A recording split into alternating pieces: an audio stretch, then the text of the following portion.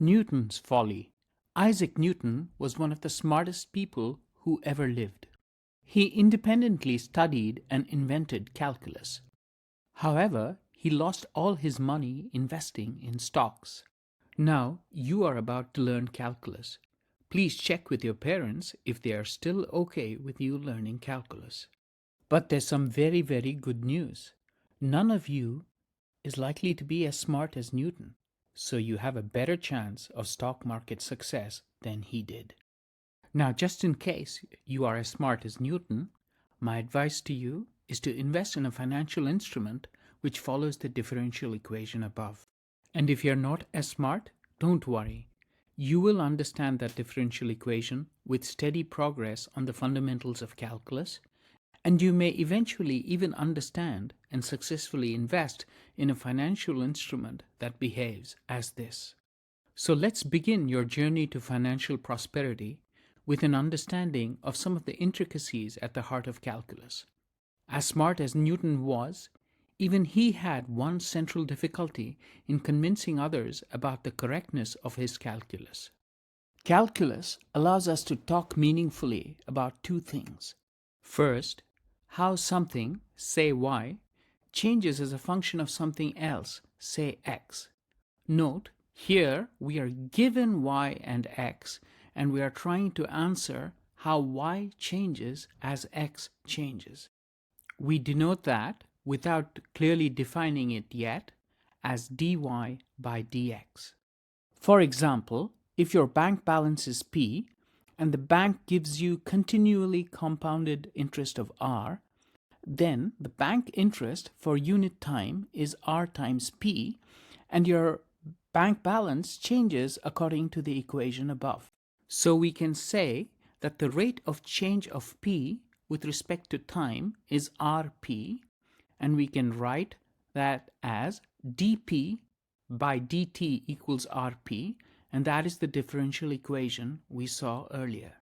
Second, calculus allows us to start with the rate of change of y with x and use that to infer what y is. We denote that by the integral sign without clearly defining it yet, and for the moment we are not covering all the finer points to make the equation right. Let's look at an analogy. Given the bank's continually compounded interest of R and the interest payments at a given time, Rp, we can then infer the bank balance P at each point in time. Now, you are probably getting a little troubled by what continually compounded interest means. No bank pays interest compounding at intervals smaller than a month. So what does it mean? In fact, the idea of short-time intervals going to zero, caused a great deal of trouble to Newton himself. A prominent philosopher of his time, Bishop George Berkeley, criticized Newton's ideas with sound logical arguments. Let's look at some of those arguments. And as we do that, let's first understand that if Newton had difficulties with calculus, you are likely to as well. So don't worry if you don't understand everything right away. Just keep at it and you will get there.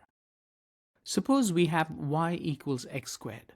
Newton, in his method, to find the rate of change of y with respect to x, argues as follows.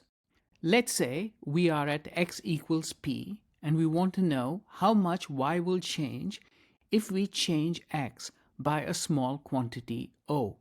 When x equals p, y is p times p, or p squared. Let's change from x equals p by a small quantity to x equals p plus O.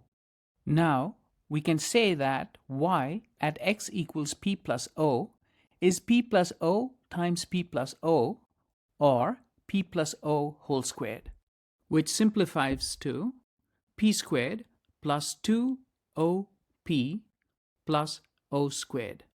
The change in y, dy, when we changed x from p to p plus O, is p plus O whole squared minus p squared, which simplifies to 2op plus O squared. The change in x from x equals p to x equals p plus O, which we call dx, is of course equal to O. And dy divided by dx is 2op divided by O plus O squared divided by O. So far, there's no controversy, but it's just about to begin. What Newton wants to do next is two things. First, to divide the right-hand side by O and make the first term equal to 2op divided by O, or equal to 2p. And he wants to set the second term as O squared divided by O equal to O. Then Newton proposes to drop the second term on the right-hand side because it's a small quantity, and he wants to set dy by dx as 2 times p. And that is where Bishop Berkeley objects. Dropping the second term is the same as setting O to 0, and if O is 0, in the previous step, we cannot divide the right-hand side by 0. O just cannot vanish. Yet, Newton was correct in his answer. It was his arguments that needed strengthening. Only towards the end of his life, Newton changed his argument, preferring to define O as approaching 0 instead of vanishing. It merely approaches 0, similar to the concept of a limit and similar to ideas of Leibniz. We will study these concepts next. Image credits. All images are via Wikipedia.